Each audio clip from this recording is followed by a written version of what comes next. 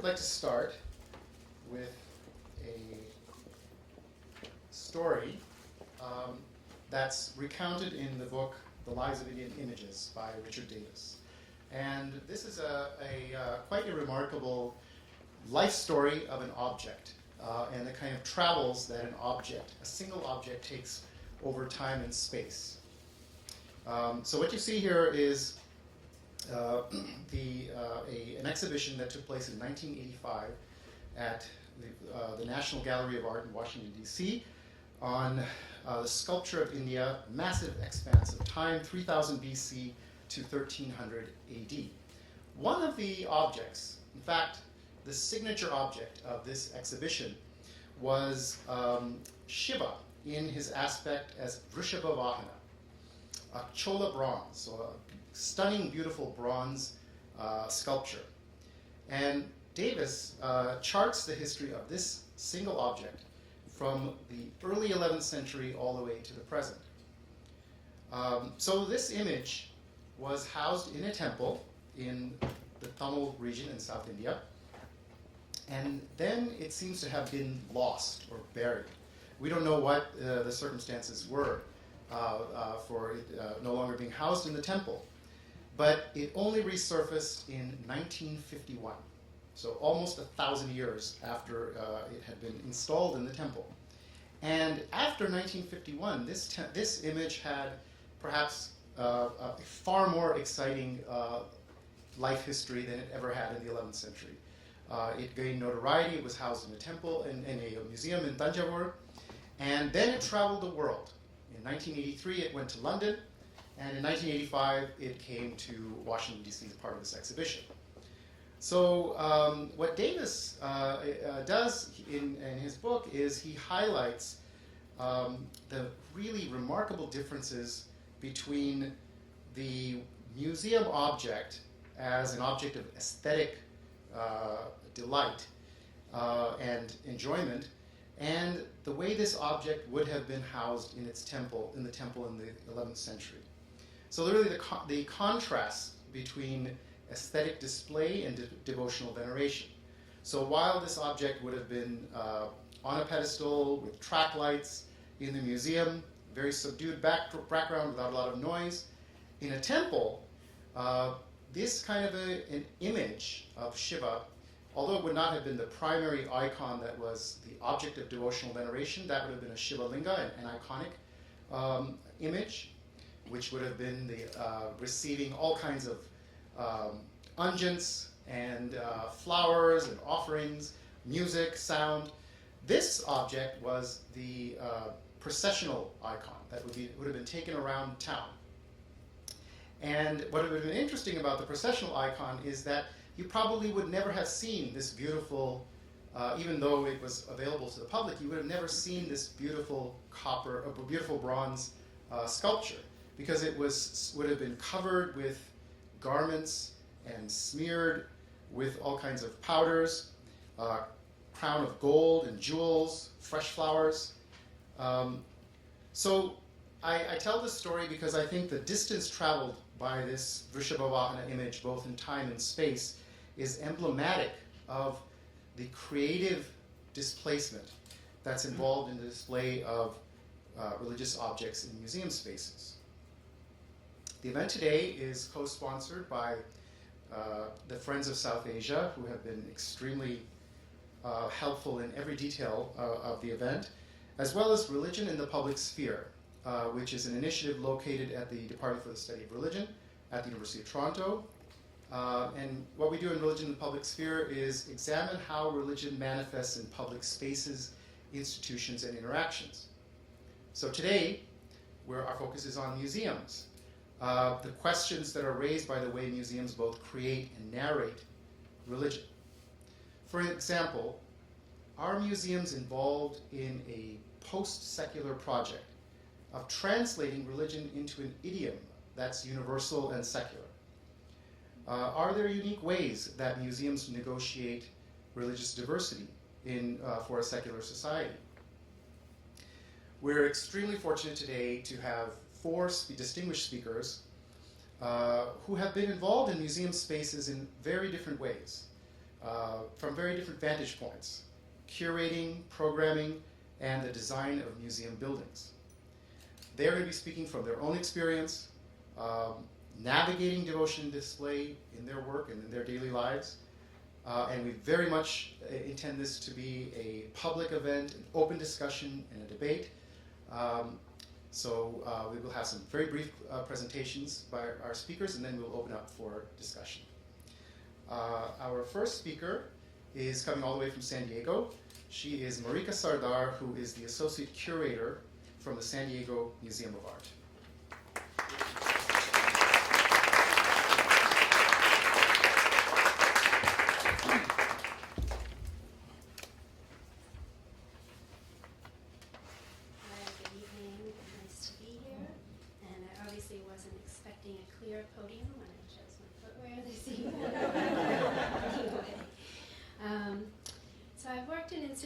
Where the display of South Asian art has been handled in different ways. At the Metropolitan Museum in New York, where I worked until last July, visitors can find art from the subcontinent in 2 different wings of the museum, in displays designed by curators in 2 different curatorial departments. And can I do this too? Okay. This division was a legacy of a decision in the 1960s to create a separate department in galleries for the emerging field of Islamic art. Here this evening, I think my role is to represent that side of the South Asian history and works of art in the museum. So prior to about 1963, the material covered by this rubric had been shown geographically. From that point on, South Asian art was divided between the Islamic and Asian departments. So physically, at the Metropolitan Museum, that means they're about a city block apart. When in the early 2000s, the Met decided to reinstall its galleries of Islamic art, the curators had to deal with the question of the field as a whole and whether this was a helpful or relevant way to approach the material thus encompassed, or whether the intervening 40 years of scholarship had moved towards breaking down this construct. In the case of South Asian art in particular, it became pressing to determine what defined the material displayed in the Asian wing versus the Islamic wing. So at that point, early Hindu, Buddhist, and Jain material up to about the 1400s was shown alongside works of a similar nature from Southeast Asia, Japan, and China, where cultural connections and a similarity in religions was seen to give a certain cohesion to the material. Then you would run to the other side of the museum to see South Asian material produced between the 1400s and the 1800s, when the museum essentially proposed Islam was the prevailing cultural factor, and the nature of art produced for Muslims, the politically dominant population, connected South Asia more closely to the Persian-speaking world, and the production of art for other Muslims, even if that meant drawing connections to much earlier eras and disparate places such as Syria in the Umayyad period. A visitor would then return to the Asian wing to see paintings produced for Hindu rulers in Rajasthan and the Pahari region in the 17th and 18th centuries, even though these were things made at the same time and often in styles corresponding to work from the Mughal court displayed in the Islamic wing. So this is the room where those paintings are on display now, installed with Tibetan art. Because of this separation, we South Asianists in the Islamic department were not forced to think about the display of religious materials per se, since our collection from the 15th century on was primarily works of art produced for the court. Go back to this photo. Instead, the major issue that we had to tackle was whether the arrival of Muslims in India and the rupture in artistic production that the mechanics of the museum display implied, placing work from before in one place and after in another, could only be explained as a violent end of one kind of tradition, enacted by invading armies and the destruction of monuments and works of art by Muslims, or whether this alleged break could be understood and reframed for a visitor in a different way. So I can't take complete credit for all the design decisions here. It was a large team, and I was an assistant at this point, but I did get the assignment of writing the text panels and a lot of the labels for this gallery. And this is where you first encounter South Asian art in the Islamic art wing. So you have to introduce this place and the concept and why it suddenly appears at this point. So for me personally, it was important to find a way to approach this question of a rupture from a different angle. What if I hadn't been taught to see a break between what happened before the 1192 capture of Delhi and what happened after? Then the museum made the decision not to call these galleries Islamic art. It decided to go back to a geographic approach and settled on calling them galleries for the art of the Arab lands, Turkey, Iran, Central Asia, and later South Asia. And we can talk about that decision some more in the discussion period. Another decision was made to bring the Pahari and Rajput paintings gallery from the Asian wing over to adjoin this Mughal material. The choice to use a geographic title for the gallery further called into the question the notion of dividing the display of South Asian art into two different areas and how that decision could be explained. To me, it became an exercise in thinking about whether the religion of the ruling authority had an effect on the production of art, or whether it was the general cultural associations enjoined by that religious affiliation that were the factor. In the end, I chose to emphasize this aspect also because it most closely related to the types of art on display: literary manuscripts, portraits, textiles, and decorative objects produced for the court. But I should say a word about how Islamic religious materials were approached in other parts of the adjacent galleries. So this is another shot of one of the other Indian galleries in that suite. And then in the introductory gallery, where highlights of the collection are shown, there is much debate about how this Quran stand, dating to the 14th century and of exquisite craftsmanship, should be displayed, whether we highlight the decoration on it or whether we emphasize its function. So in the end, this was the solution that was agreed on, to show it open with a Quran on it. While this does make it harder to see the carved decoration, it is more sympathetic to how the piece was originally used. Other decisions were made in the same vein to evoke some kind of original context for the works of art. So the gallery you see on the left has mosque lamps made for the Met by glassblowers in Brooklyn, in imitation of Mamluk mosque lamps on view in the cases below, and they frame a view of an Ilkhanid-era mihrab seen on the right. This mihrab, incidentally, is oriented east in some kind of alignment, it is said, with Mecca.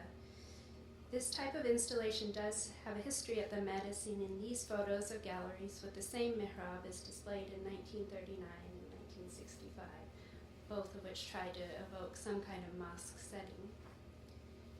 So at the San Diego Museum of Art, where all of Asia is displayed together and is under the aegis of one curator, which is me at the moment, South Asian art is in two adjoining galleries, and it is here that questions of displaying religious art have come up in a more direct way. So the galleries as installed now attempt to create an evocative setting for the collections, which consists primarily of sculpture and paintings. Thus, they were permanent galleries, but they were given a name and a design different from those permanent gallery collections in the rest of the museum, and they were titled Temple, Palace, Mosque, Southern Asian, and Persian Art. So temple referred to sculpture of the Hindu, Buddhist, and Jain traditions, and its corresponding architectural setting was a religious building these sculptures would have adorned. Palace referred to the kinds of paintings made for and viewed by residents of a palace, and for each 6-month rotation of this light-sensitive material, paintings from a different court were displayed. Mosque, the last gallery in this suite of 3, referred in this case to the Islamic world, not necessarily to works of art from a mosque. It thus included pages from Quran and also a mihrab, alongside paintings from illustrated manuscripts such as the Shahnameh, and album pages with calligraphy or portraits. Art from India made at Muslim courts was also included here. So since I've arrived, I've started some changes, and I'm moving away from this approach I'm still trying to work out an elegant title, but we currently call these galleries South Asian, Southeast Asian, and Persian art. And for various practical reasons, the first gallery looks much the same as it did before, but it's now framed as South and Southeast Asian art from the 13th to 16th century. The second gallery presents the paintings and early photography of South Asia between the 15th and 19th century, and the final gallery is devoted solely to Iran. Each room has a new text panel and a map, because I'm a fan of maps. So what I'm mulling over now are the next steps and how to deal with a gallery like this. It's a small space painted a deep, rich color, and it has sculpture stacked in registers to evoke the exterior of a temple. The atmosphere here has been purposefully manipulated to contrast with spaces like this, two of our upstairs galleries where European art is displayed. So in my mind, the South Asian sculptures have been brought into a foreign culture, San Diego, and a foreign space, the museum, because of their value as works of art.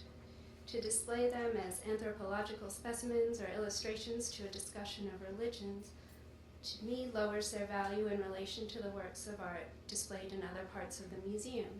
Renaissance paintings or classical Greek sculpture, which we should note were also originally created for religious spaces, but are never shown that way.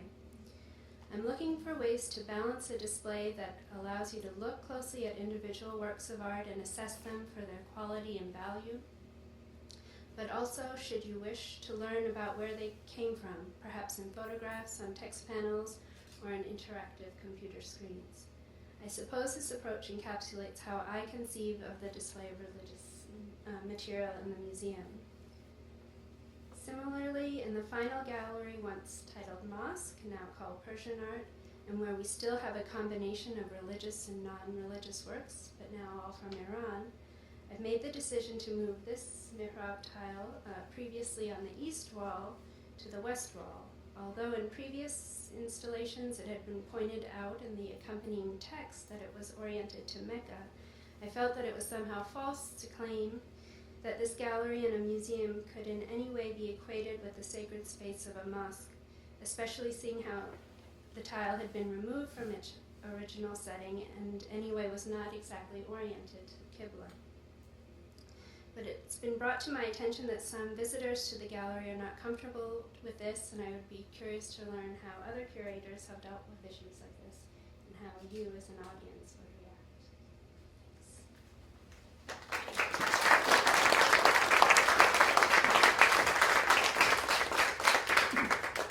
react. Thank you very much, Marika. Our next speaker is Deepali Dewan, who is curator here at the Royal Ontario Museum.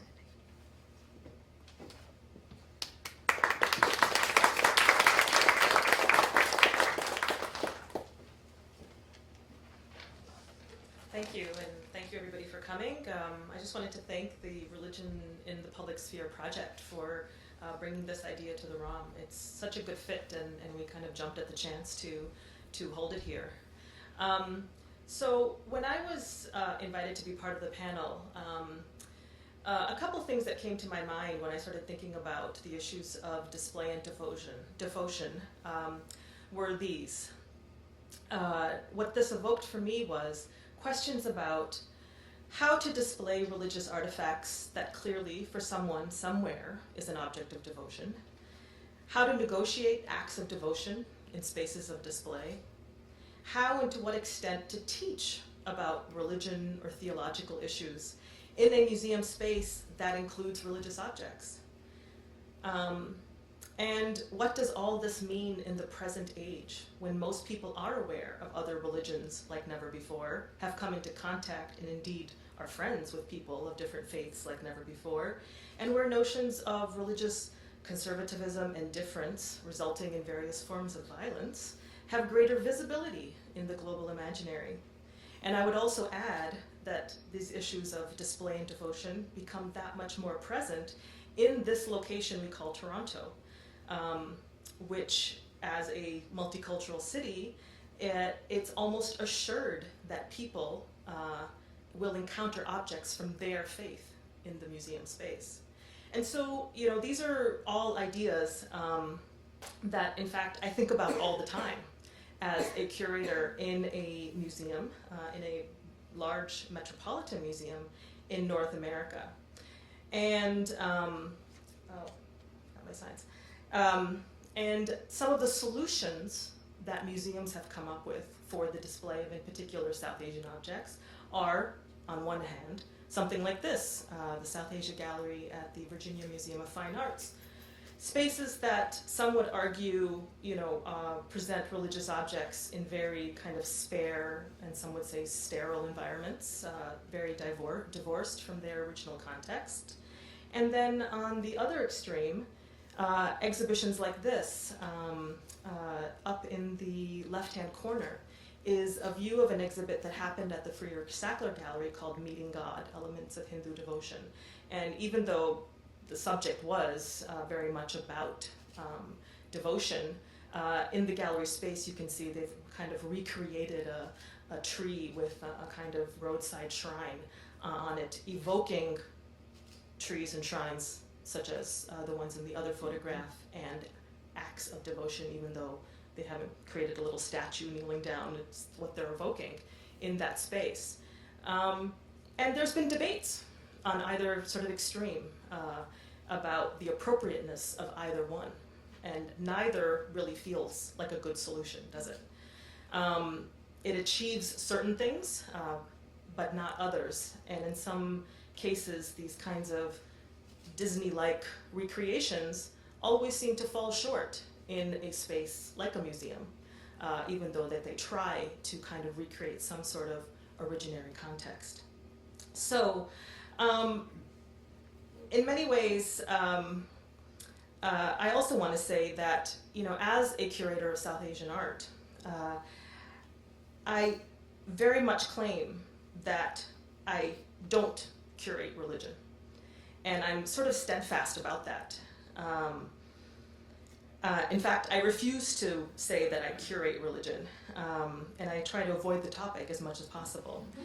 And I'm saying this partly, sort of in jest, but also in part to be kind of deliberately provocative, because I am, in fact, deeply sensitive that even though I don't claim to curate religion, the curatorial choice that I make impacts how religion is represented with the objects in the space.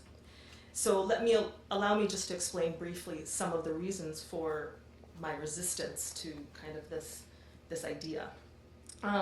In many ways, as a curator, I feel like that it's not my job to tell people what is South Asian religion. As if each religion is this kind of static entity that doesn't change over time and has some kind of essential quality to it that I can summarize in a 100-word label. And I don't want to use the museum space to do that. Rather, I see my job as a curator of South Asian arts and culture as explaining to people how ideas about God and religion become manifest in visual form over time. How artists have come up with certain visual strategies to represent a God in one way or another. And that, for me, is a big difference. So, for example, works like this, two different images of the Hindu god Shiva in his form as Nataraja on your left and as a lingam, the more abstract form, on your right. For me, the way I work with these kinds of objects is not to explain to people about Hinduism or about Shaivism, but to explain how artists at a certain moment in time made strategic choices in how to represent ideas about Hinduism and Shaivism in visual form. Not that they encompass the whole totality of what is Hinduism and Shaivism, but a moment in time and decisions that were made. The other sort of thing that comes to my mind and that I feel very kind of resistant about is that in many ways religion is the one thing that from the 19th century onwards was privileged as the only way to frame South Asian art. as evidenced by a lot of these books, essentially survey books that I and others use in their courses on South Asian art history. They all, are called Indian art, yet every one has an image on the cover that refers to some kind of religious art. And so, this is in part, so it's the impression is that, South Asia has nothing else but religious art. And most people think that, in fact, especially in the Western world. And in part, that is because of what survives. What is made of durable materials like metal, like stone, and ends up in spaces like Western museums because of a certain collecting history. It's been these kinds of religious objects made of stone and metal that had a history of being collected into Western museums in general, over other things. So, so in some ways, the focus on religion makes invisible a plethora of other forms of visual culture that were also an important part of South Asia's visual past, such as secular and popular art, much of which was also made of ephemeral materials. And then finally, it was really interesting to hear Ajay Rao bring up Richard Davis's Lives of Indian Images. In fact, none of us panelists talked ahead of time about any of what we were going to present, but I also want to evoke some of Richard Davis's work and say that, in fact, I am extremely sympathetic to the kind of methodology he presents there. Which essentially says that shows that one doesn't have to privilege only one stage of an object's life over another. Why focus on just that originary moment? Or why only focus on the framework of religion as a way to tell stories about objects? And what I have on here is, for example, the moment of the process of creating the object. On your left, images of the goddess Durga in Calcutta being made by different artists from the modeling stage to the painting stage. And then also, later in life, and I believe this is the story that Ajay was referring to, the part he didn't tell you about was that, in fact, that image of the statue of Shiva, ended up on the international art market and ended up in Canada and, was made part of a court case. And in fact, in that court case, Shiva was brought in as a witness. It's a fascinating, absolutely fascinating case study. But what I believe that book does, and what's very compelling for me, is that that there's many moments in the life of an object, and many parts of its identity when it's made as an object that's been created, as an aesthetic object, as an object of devotion, as a commodity, and then finally as an icon in a museum's collection. And then as for me, I see all these aspects of its identity equally, and I want to treat them equally. So with these reflections in mind, I approached the reinstallation of the ROM's South Asian Gallery, which opened in 2008. And this was a project that sort of started, that's the project I'm going to talk about. And it started when, basically soon after I arrived at the ROM in 2002, and ended 6 years later when it opened in February of 2008. One of the other things that I had to think about when thinking and planning this gallery was really also about managing viewers' expectations. How to anticipate certain ideas and assumptions about South Asia that people might have when they enter the gallery, and try to gently lead them in new directions before they exit it. That was something that was very much in my mind when I tried to plan out this space. The Christopher Ondaatje South Asian Gallery here at the ROM on the 3rd floor of the Michael Leach and Crystal is essentially contained in one of the newer spaces. It's organized on 9 islands, these kind of floating spaces, and is arranged basically chronologically, but also thematically. The two main messages that I wanted to convey in this gallery was basically one, that South Asia as a place and the history of South Asian art in that space really has this long history of the power of the visual form. The visual form, the visual at its sort of very core, is the thing that has emerged as the main form of expression in a place where there are multiple languages, multiple faiths, multiple cultural backgrounds. And then secondly, I really wanted to convey that South Asia was also a place not only of this thing we call tradition, but also a very vibrant contemporary space. And I made very much a conscious choice to include artwork that went up to the 21st century within that historical space. And so indeed, one of the goals was to represent South Asia as a space not only controlled by religion or the religious as a organizing category. I had to work with some known constants, so things that I didn't have control over, and they were working with a finite collection. And this is something I can't stress how important that idea is. People, when they come into museums, think, about that this is sort of what represents all of a culture, or certainly sometimes museums use their objects as a way to represent all of a culture. But in essence, they are finite collections that have resulted from a certain collecting practice. You have your data, that's your data that you have to use, and that's it. So there was a finite collection, there was a fixed building design that had no right-angled walls, and there was a consistent design language for the displays throughout the new section, which essentially was these kind of islands floating in the middle of the space, hardly any artworks on the wall. And on those islands, you could have kind of freestanding walls that divided the space with shelving or glass cases at certain heights. And that was the kind of system of design language, and the walls could be different colors depending on what you wanted to highlight.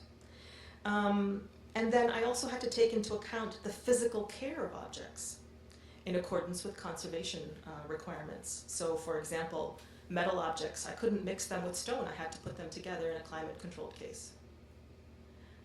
Works on paper. I couldn't put out works on paper that were critical to the whole story over time because I had to change them every 6 months because they're light sensitive. And the same with textiles. And because textiles are so labor intensive to change and rotate, I really only put out one.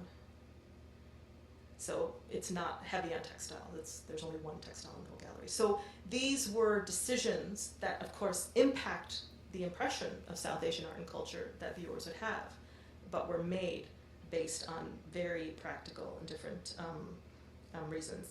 And then finally, I really wanted a gallery that didn't require a lot of labor-intensive rotations and upkeep down the road. It had to kind of work on its own for a large extent. I think I'm over my time, but I'll just wrap up and show you some of the solutions that we came up with in the gallery itself. So there was no unified philosophy on how to display religion, but the solutions were very much based on those constants, things that I couldn't control, and the stories that I wanted to tell.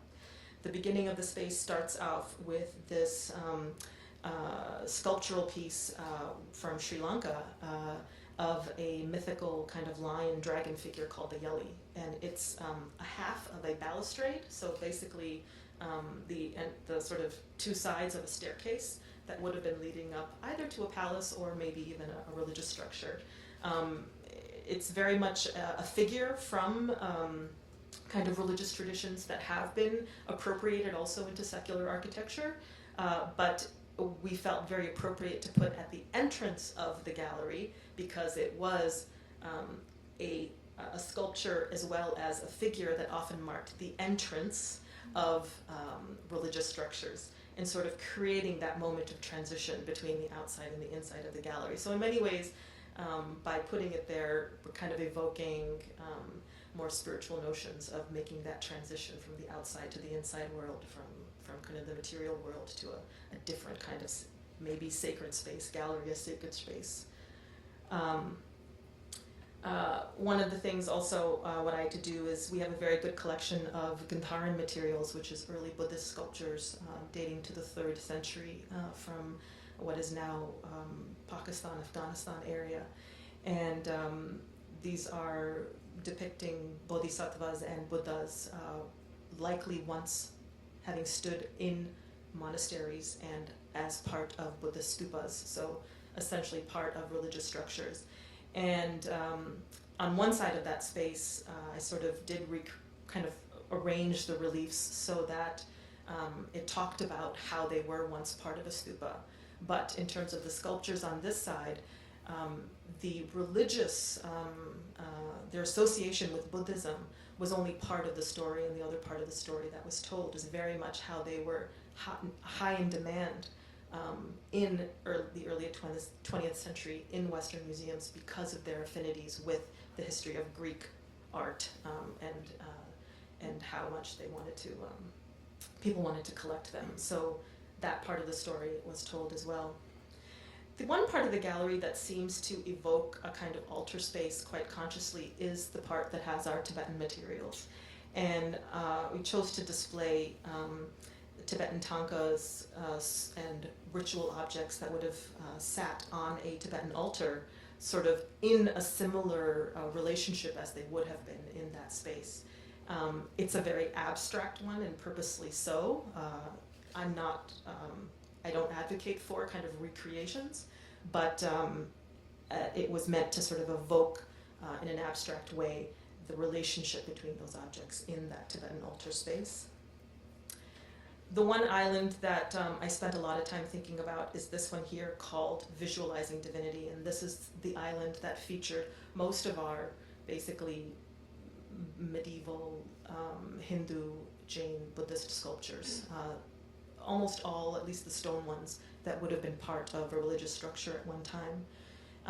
They're basically displayed on pedestals, and no attempt has been made to indicate what kind of devotional relationship they might have had in their, at least their religious context. And that was very deliberate for some of the reasons I talked about before. But the island is called Visualizing the Divine, and this is where I sort of put out there my strong conviction that part of what I felt like we do here at the museum is to talk about visual strategies for visualizing ideas about God and about religion, not about religion itself. And then finally, there are other objects in the gallery that don't necessarily have direct religious associations, but very much draw upon religious ideas in an evocative way. And I'll give you two examples. One is the section of jewelry that we have. I very much do talk about the symbolism in, for example, the turban ornament that you see. If you look closely,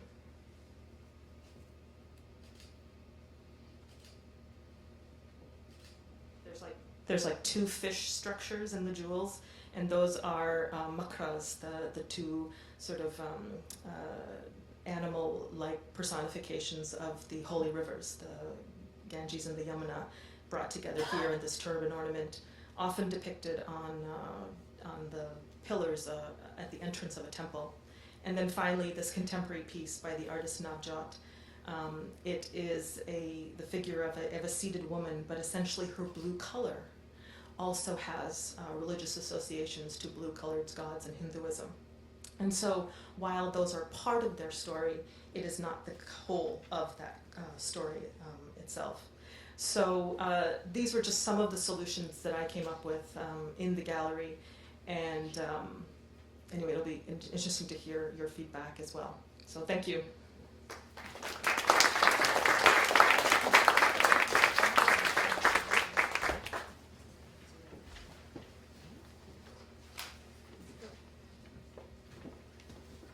Thank you very much, Deepali. So our next speaker is also from the ROM, and that is Dan Rahimi, who is the Vice President of Programming here at the Royal Ontario Museum.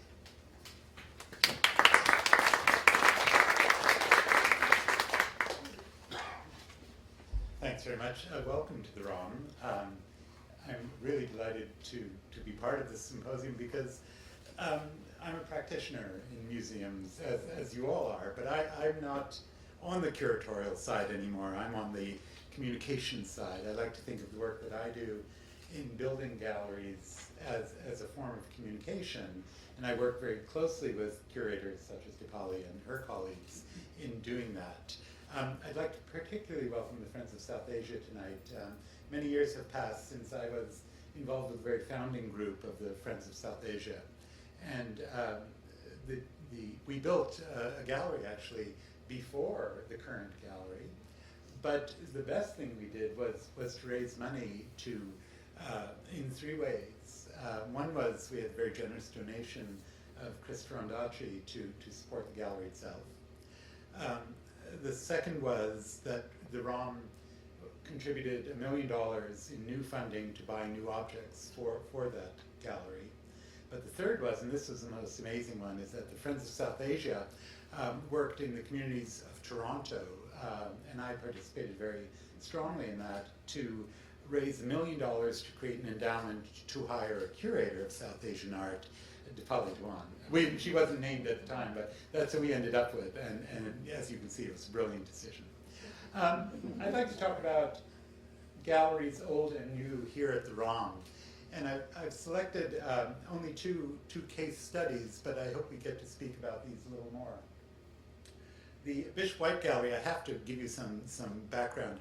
Bishop White was a Canadian Anglican bishop working in China in the early years of the 20th century.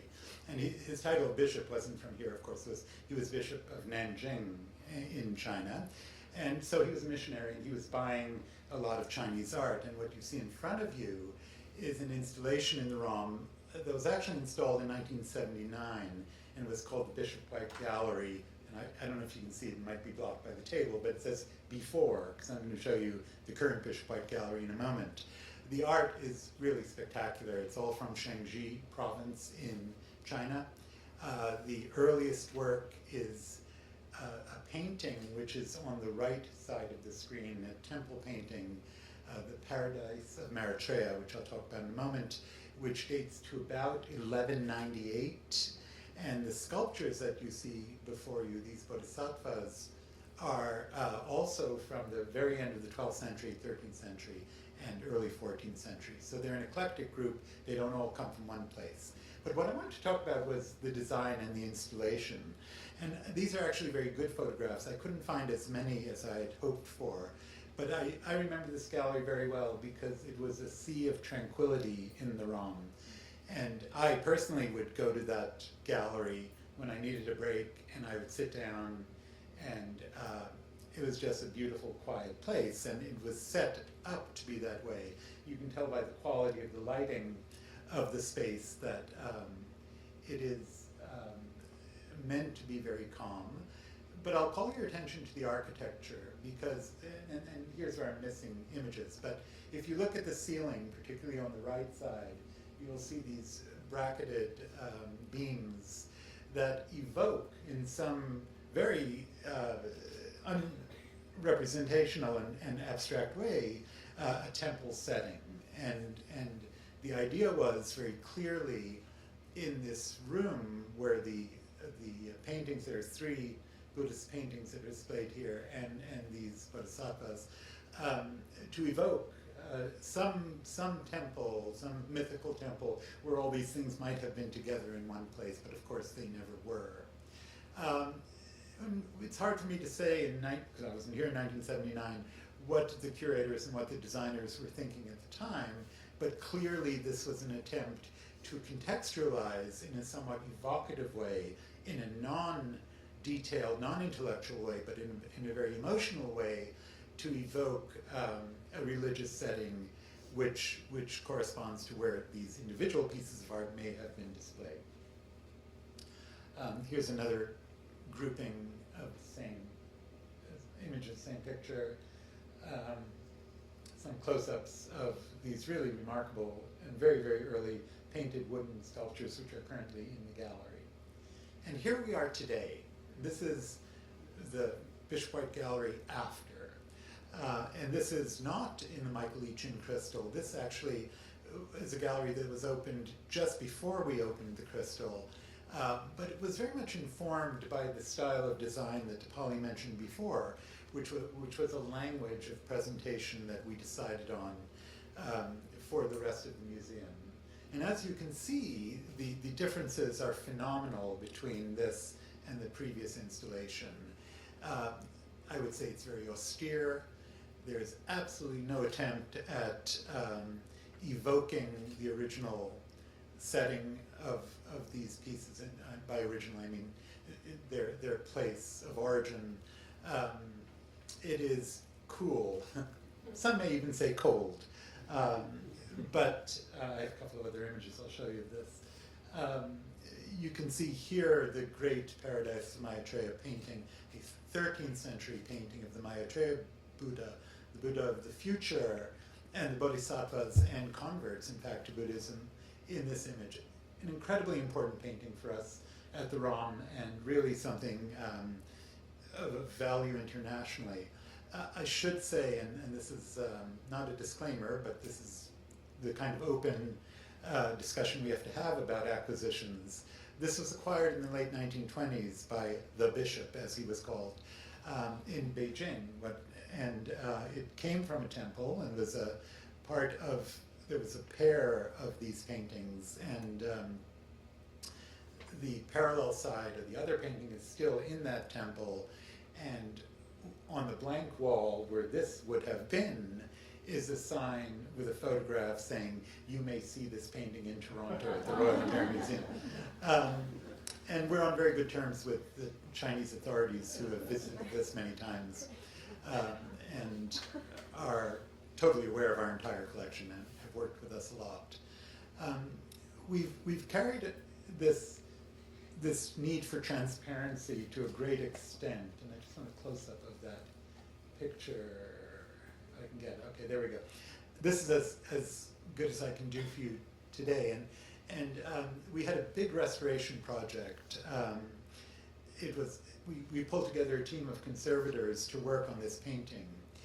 I should have mentioned, I'm sorry I didn't, that the painting is in exactly the same location it was in the original gallery that I showed you. We did not move the painting.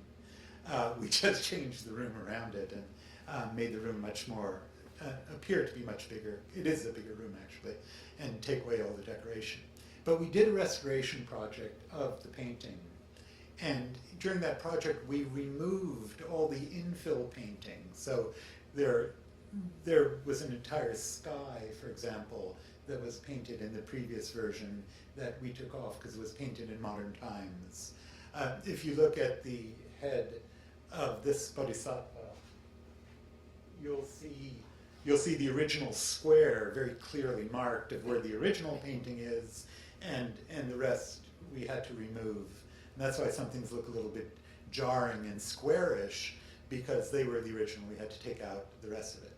But the really interesting part of this, and it was a very conscious decision, is that we even wanted to show how this painting was removed from its original setting and what's real and what isn't. So you notice that there are horizontal lines and vertical lines across many, many parts of the painting. So here, those are very prominent. Or here. When the painting was removed from the wall in China, and I really feel pained talking about this, it's a difficult thing to say. You know, we went in there 80 years ago or more and cut up a building. We sawed through it, and I say we because it was the ROM, sawed through it and removed mud brick, clay brick that actually had the painting painted on it. We removed the whole thing. They sawed off part of the brick and shipped it all to Canada.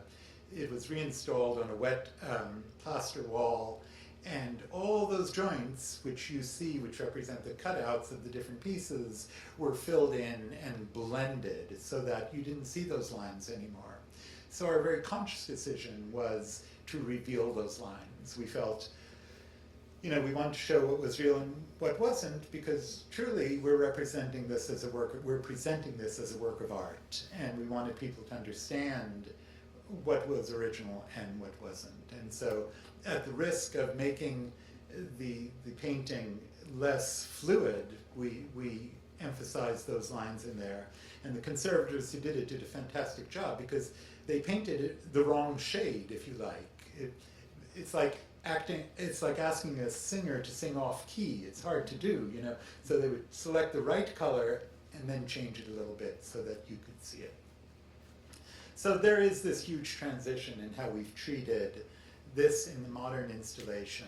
And we do provide context for this, which is different than the context Deepali chose to give in her gallery. And here we do talk a lot about Buddhism and Buddhism coming to China, and we do try to contextualize the painting in a very historical way, very matter of fact, very historical.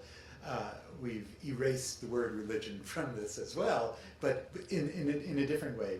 We've erased the devotional part of it, and we give you the historical and contextual part of it. So this is one case study, and we may come back to this in our discussion. The other one is an entirely different exhibition, which we did about 10 or 12 years ago. And it's the famous ossuary, I call it the famous ossuary. If anyone was in Toronto then, they may remember it.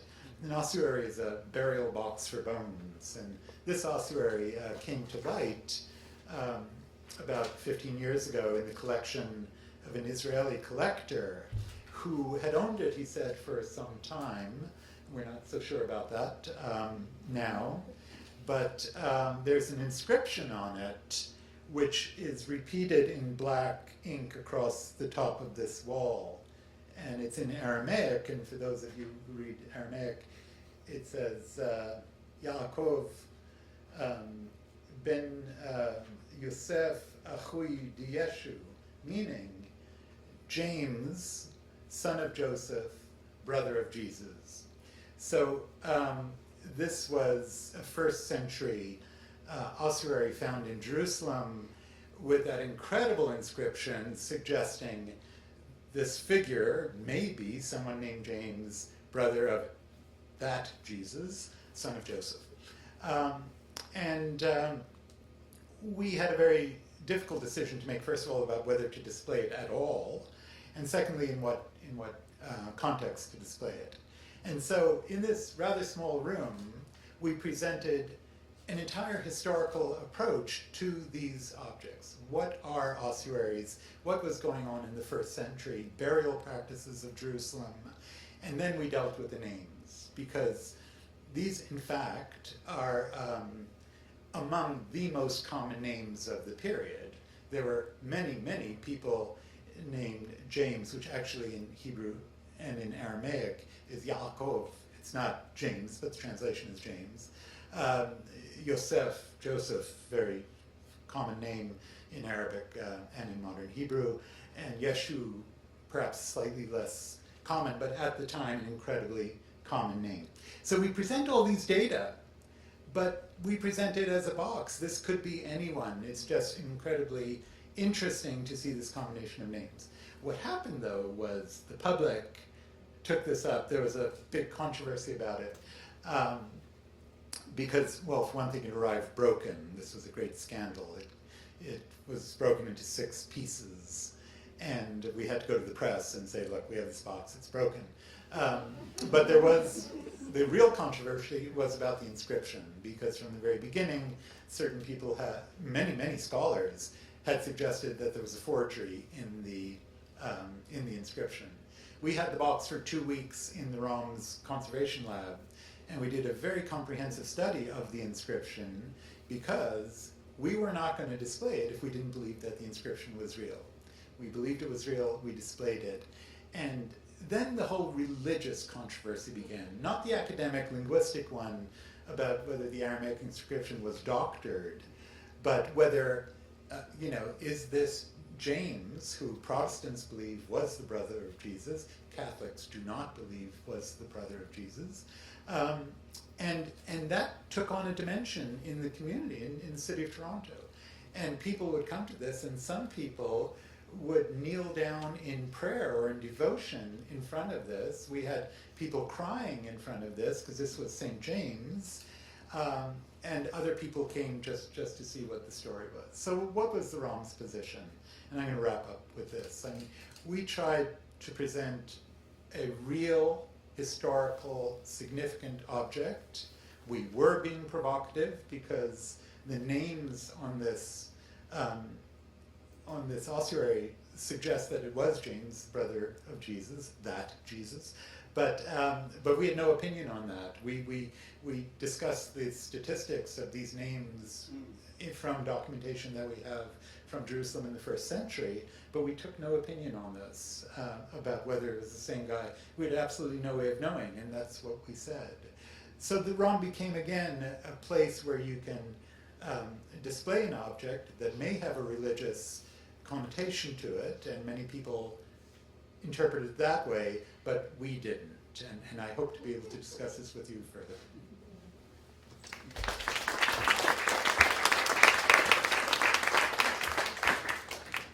Thanks so much. Our last speaker is Satish, who is an architect and a project manager who has been associated with the Museum of Civilization and also the Museum of the American Indian.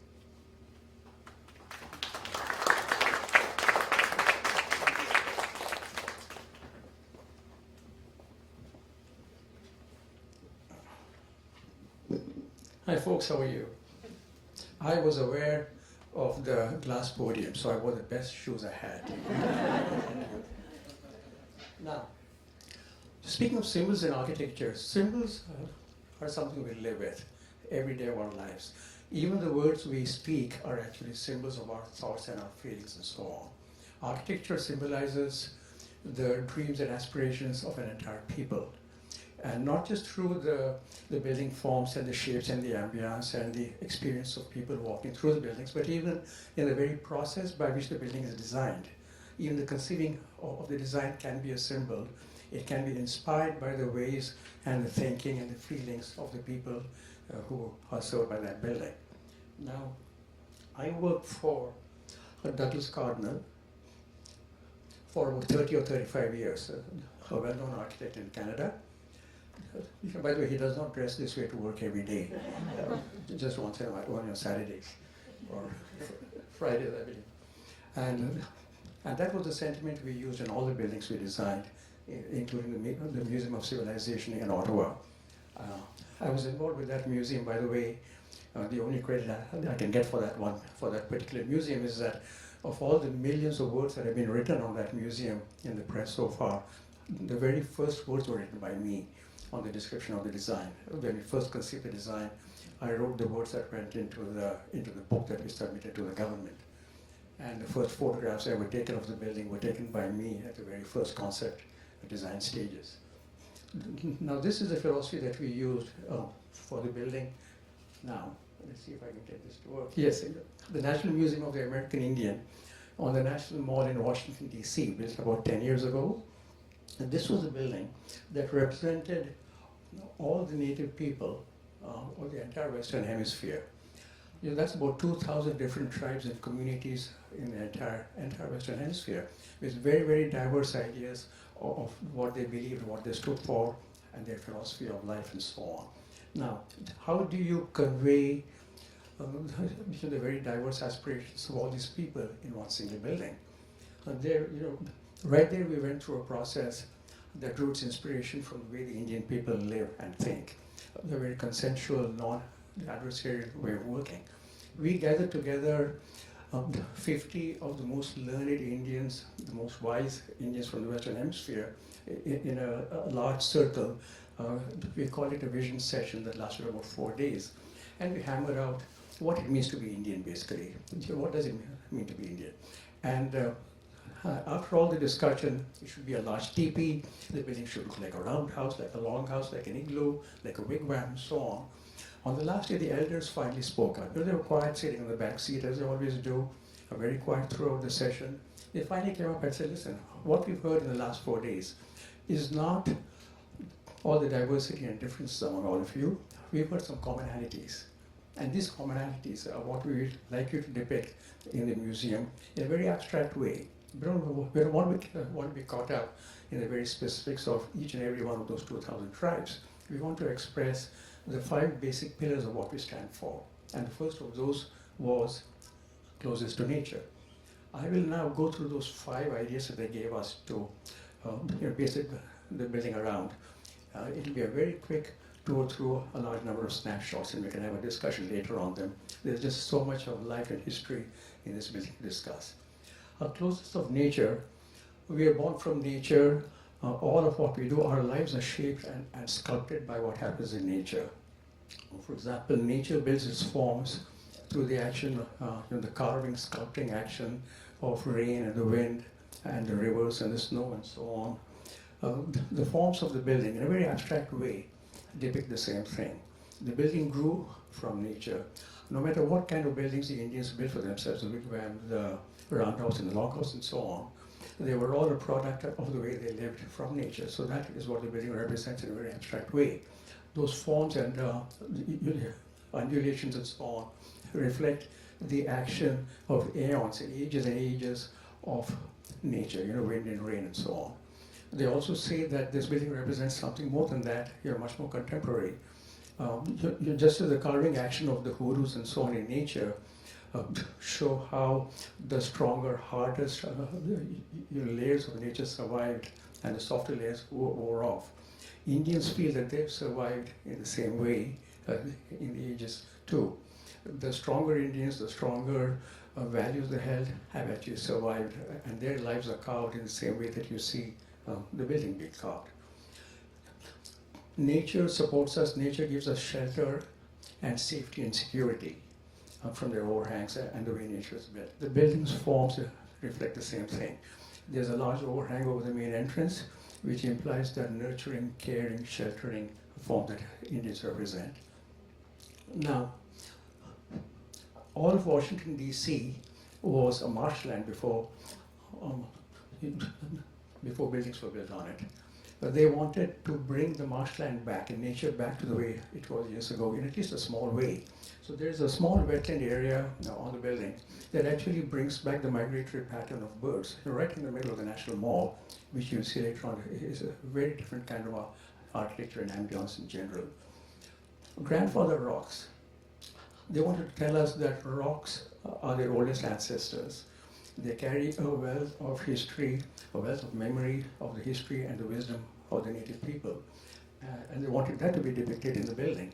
This was done in a fairly literal way. In our case, we brought 40 of what they call grandfather rocks from different parts of North America, and these have been placed in various places in the building in exactly the same orientation they were in from where they came. So they would not be disoriented when they arrived here. So you see that in all areas of the building. There are 4 marker rocks at the 4 corners of the building that represent the north, south, east, and the west. And these rocks mean a lot to the native people, especially those who feel disjointed or disconnected from their land. The next important tenet of Indian life is the circle, the importance of the circle. A circle for them represents unity, represents the continuum of life, represents a non-adversarial way of doing things. There is power in the circle, and they wanted the circle to be represented in the building in some abstract ways. And you will see that, and of course this goes without saying, it's very hard to miss this, is that the building is built around several circular forms and parts of the circle and so on. This was the potomac, the center of the building, from which the entire building radiates. And this symbolizes how all of what native people do revolves around a circle. You see that in the shape of the landscaping of the building and so on, in the entire geometry of the whole building. What you see towards the right, the big circle to the right, is a large welcoming plaza. They have ceremonial performance areas around the landscaping outside the building. They're all in circular forms. The next important tenet was the importance of the East in their lives. The East is the direction of entry, of birth, of rejuvenation, and they wanted the entrance, the main entrance of the building, to face the East. Now, this was a bit of a challenge for us because if you look at the museum site as a whole, the access to the museum from the rest of the National Mall was mainly from the west, which in this image is on the right side of the picture, in the top right corner, whereas the building entrance was to be on the east side. So how do you accomplish that? And we had a very interesting solution for this. you see that meandering walkway that comes from the right towards the left, along the side of the building.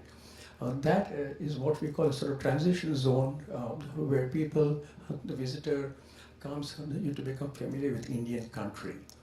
This is where we have a transition from the very rigid, very masculine geometry of the rest of the National Mall, large Greco-Roman buildings built of marble with very, very high pedestals, very forbidding, very straight line geometry, trees in straight lines and straight rows and so on, to the soft, feminine, sheltering, nurturing, caring life of the Indian world in general.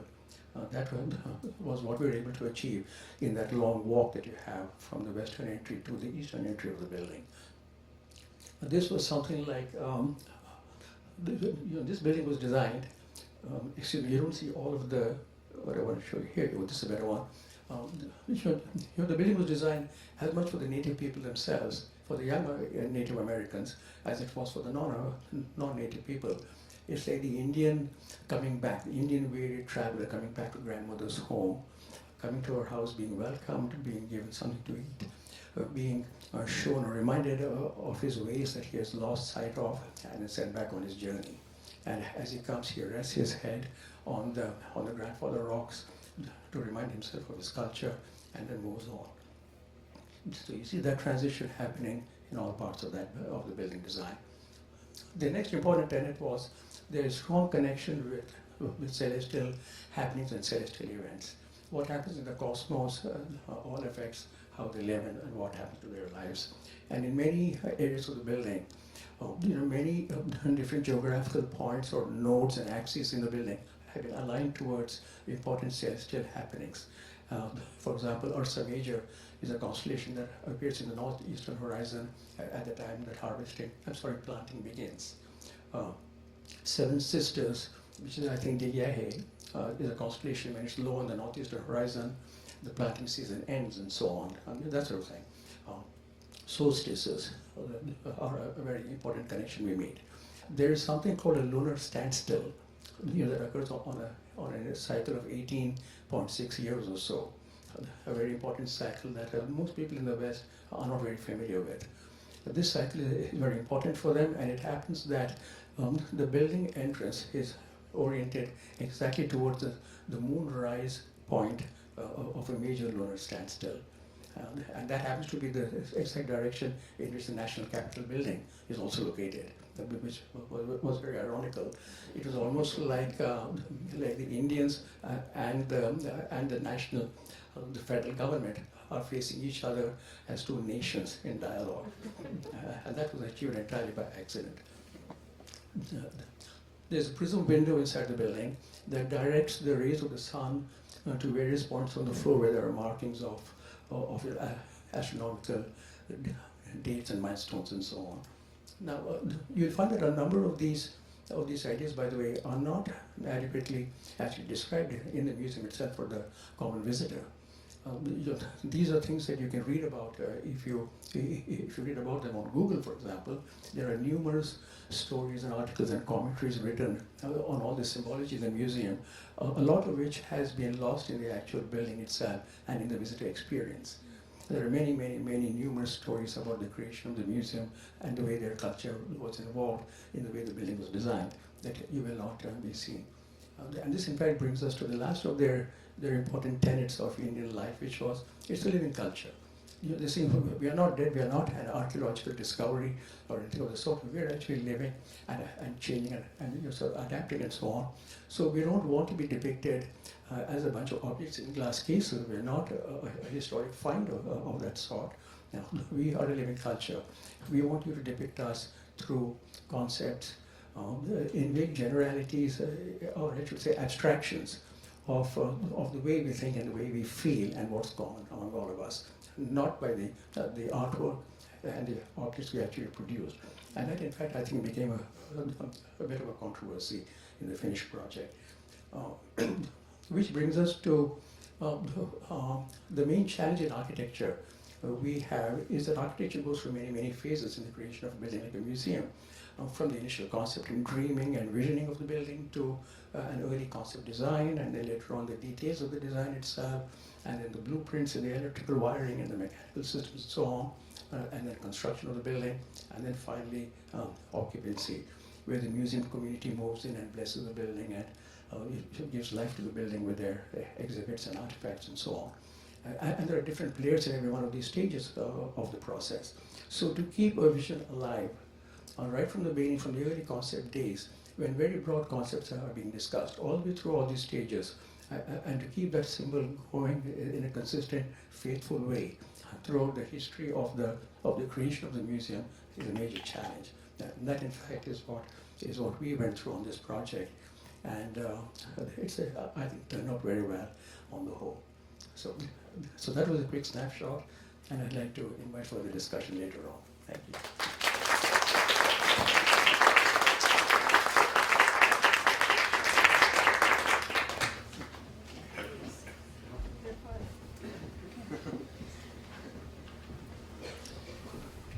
So these have been incredibly thought-provoking presentations, which are wonderfully in conversation with each other, although, as Deepali pointed out, we did not at all collaborate beforehand.